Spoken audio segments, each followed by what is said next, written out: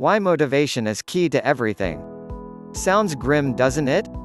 Grit and determination are not exactly normally spoken in the same breath as fun or relaxation. Actually though, once you get your motivation and your discipline sorted, you will find that you have more time to enjoy yourself or to relax with family. That's because you'll be able to work more quickly and efficiently, and you'll be able to work towards the goals that actually interest you. I have a real issue with people who say that in order to be successful you need to sacrifice time with family and friends.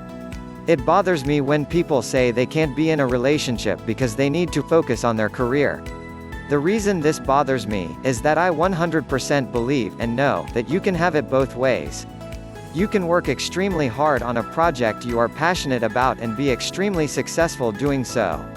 At the same time though, you can still find time to spend with friends and family. You can still find time to relax on the sofa and watch TV. You just have to work hard and work smart and then stop. In this channel, you'll see how to do all of that. And with this kind of motivation and mental toughness will come all kinds of additional benefits. Benefits you can't even believe. Firstly, you'll find that you're more resilient to things that happen in your life. When you get bad news, you will be able to take it in your stride, adapt, and carry on. When you have more determination, you'll be able to improve all your skills through intense learning, analysis, and repetition. When you have motivation, you'll be cognitively faster because you'll be able to focus on the task in hand without distraction. And you'll be able to get out of bed on time in the morning. Clear the kitchen at the start of each day. And bite your tongue in an argument because you aren't a slave to your emotions, resulting in many hurt feelings prevented. This will be your superpower. It will change everything for you. And in this channel, you're going to see how to tap into it. Emotions rule motivation. Here's something that shop owners and sellers know about human psychology: our decisions are driven by emotion and not logic.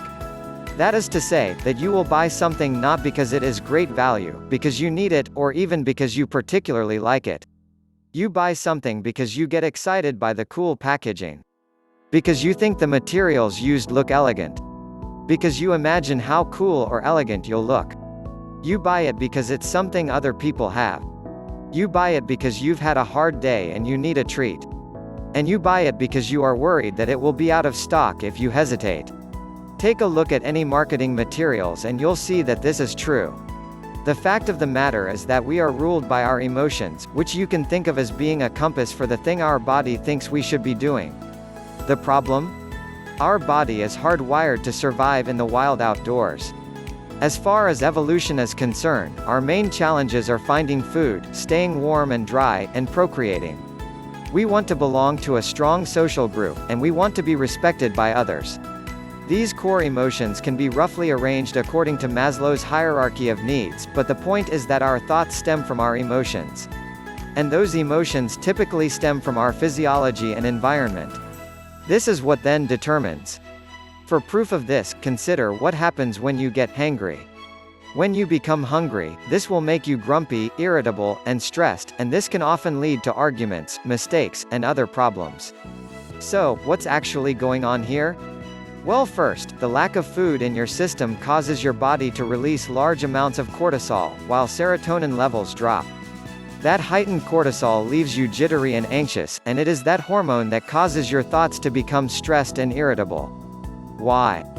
Because in the wild, that hunger would be extremely dangerous, and it would be highly important that you seek out food, even if it meant competing with other people to get it.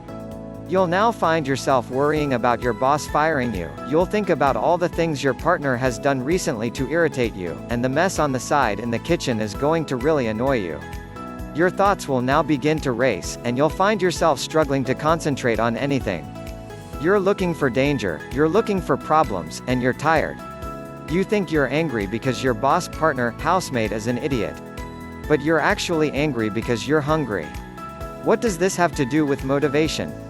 So, what does this have to do with motivation and discipline? Why does it matter?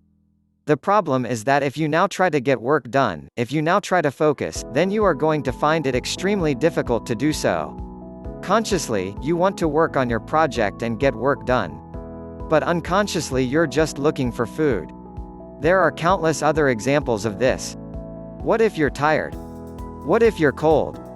Or what if you're stressed about something that you said to a friend last week? In these scenarios, the hormones and neurotransmitters running through your body are going to make it very difficult for you to focus on what you need to focus on. Motivation, then, is the ability to overcome that emotional drive to focus on what you need to. The problem with dull and dry work. What happens when you aren't hungry? When you aren't scared or stressed?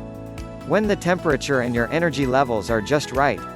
That's the point at which you begin to focus on the things that you need to do to be successful. That's the point where your motivation actually comes through. Remember that hierarchy of needs? It looks like this. 1. Self-actualization. 2. Esteem. 3. Love and belonging. 4. Safety needs. 5. Physiological needs. This list shows us the order in which our needs must be met, where the bottom item, physiological needs, takes absolute priority over all else. After that, you'll look for shelter. Ever noticed how you don't struggle with motivation to get up and go to work in the morning? That's because you know that if you don't go, then you won't be able to afford to eat, because you'll get fired. That creates an emotional response, stress, which drives you up and out of bed. And it works nearly every time, unless you're so sick that you're too unwell to go. Once you've finished work, you tend to spend time with your family, love and belonging, or perhaps hanging out with friends, dating, and you tend to look for esteem by buying nice clothes or by trying to advance your career. Self-actualization is everything else. This is the feeling of fulfillment that comes from having a goal or a passion. It is self-improvement. It is the desire to be the most that one can be.